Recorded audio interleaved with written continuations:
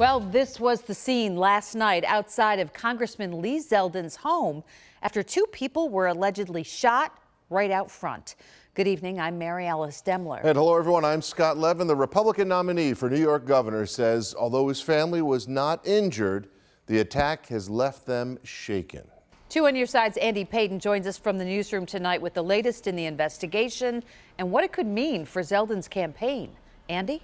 Scott and Mary Alice, this incident comes less than 3 months after Zeldin was assaulted at a campaign event in Monroe County. And now with 2 violent incidents connected to Zeldin this year, some political experts are saying they believe it could potentially cause some changes come Election Day.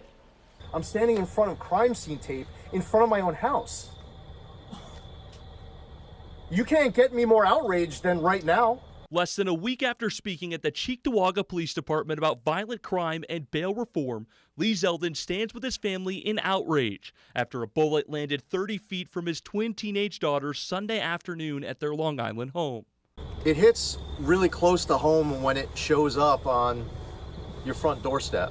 Zeldin has centered his gubernatorial campaign around crime and has now been a victim twice in the last few months. And with Sunday's incident coming just 4 weeks before Election Day, some political analysts are calling the event an October surprise, especially when it comes to Long Island, a region that ranks low compared to crime in other parts of the states, and one where he currently trails Kathy Hochul by 4 points, according to Carl Calabrese. Crime has come to these neighborhoods. He's got a chance to talk about that and maybe start to reverse those numbers, because without a big win in the Long Island suburbs, it's very tough to see how a Republican can win the state. According to Siena College, 2 of the top 3 issues for voters in the state this election are the economy and crime, which has been on the rise in New York's 2 biggest cities as the number of shootings have increased in Buffalo by 186% since 2019 per the Buffalo Police Department.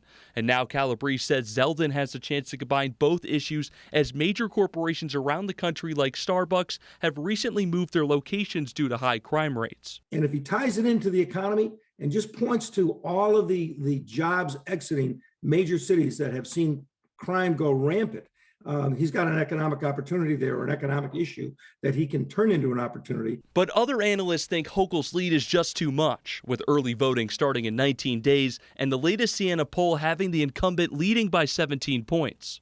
Many people, having watched the commercials, have seen the candidates speak, have a pretty good idea of where they stand, and they probably have a pretty good idea of how they're going to vote. The Suffolk Police Department released a statement Sunday afternoon stating there is no reason to believe there is a connection between the shooting and Zeldin's family, and investigators tell me they are still searching for those involved. Scott and Mary Alice. All right, Andy, thank you for that story.